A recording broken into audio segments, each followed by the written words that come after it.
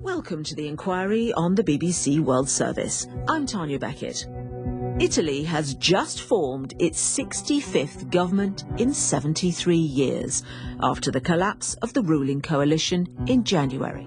The party leaders are in disagreement on a given issue, and in the end, the Prime Minister is compelled to resign. But Rome's politicians have always been an unruly bunch. The judicial inquiry generated a complete collapse of the architecture of the Italian political system. It's hoped that the arrival of European Central Bank Supremo Mario Draghi will bring much-needed unity. He is Super Mario, he's certainly Super Mario, but he's not a magician to that extent. So this week on The Inquiry, we're asking, why do Italy's governments keep collapsing?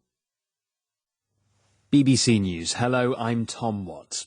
Washington will raise issues of concern in the first high-level direct talks between the Biden administration and China, taking place in Alaska.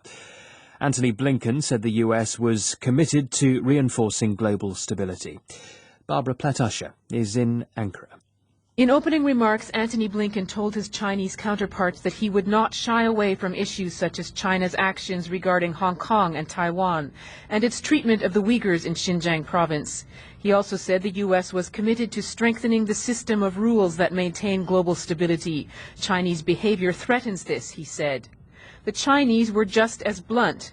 Beijing follows the UN rules and systems, they said, not the rules of a few countries who advocate an international order. A U.S. official has said the talks will be pretty tough, but the Americans will make a genuine attempt to also seek areas of cooperation. Barbara Platt-Usher in Anchorage. The White House says President Biden does not regret calling his Russian counterpart a killer. Earlier, Vladimir Putin responded to Wednesday's accusation by saying that it takes one to know one.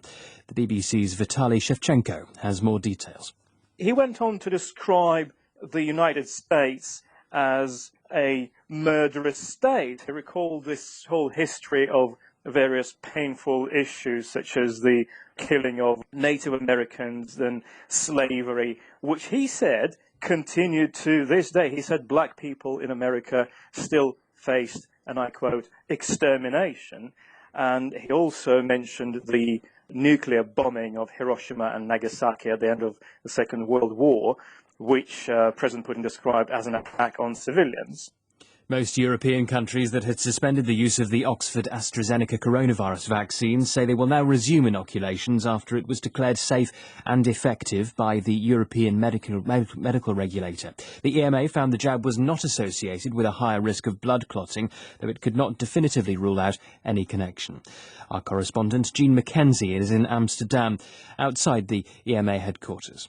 They have not been able to totally rule out that there is any link here, even though they haven't found one. So that is the slight note of caution that we've heard today. And to counteract this, what they have agreed to do, or what they want to do, is to put a warning on the box to make patients and make doctors aware of the risks of these clots, so they can spot the symptoms, so that if people do develop clots after they have the vaccine, they know what they're looking for and there can be an early intervention. Because, as they've said, it's not unusual when you vaccinate this many people, millions and millions of people, that these very rare incidents are going to be reported. France, Germany and Italy are among the countries which will resume vaccination campaigns on Friday.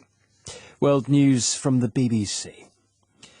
President Biden has announced the US will on Friday meet his target of vaccinating 100 million people in his first 100 days in office. That's more than a month ahead of schedule.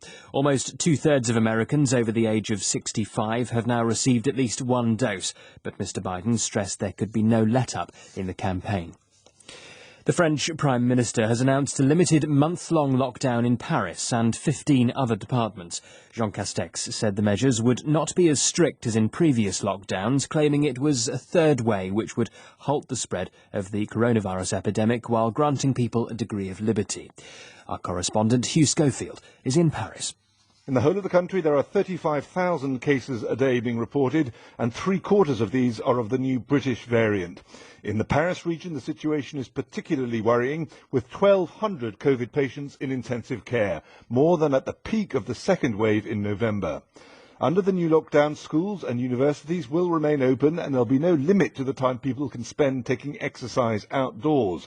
But non-essential shops will be shut and travel from Paris to other regions is banned. The nationwide curfew remains in place but will start from 7 instead of 6 p.m. when summertime comes in. North Korea says it will cut diplomatic relations with Malaysia after it decided to extradite a North Korean national to the United States to face money laundering charges. The businessman, who lives in Malaysia, is accused of supplying luxury goods from Singapore to Pyongyang in violation of United Nations sanctions. The US Environment Watchdog has reinstated a page with key facts on climate change on its website. It had been removed under the Trump administration. The agency said the move would give Americans access to information so they could play a role in protecting the environment.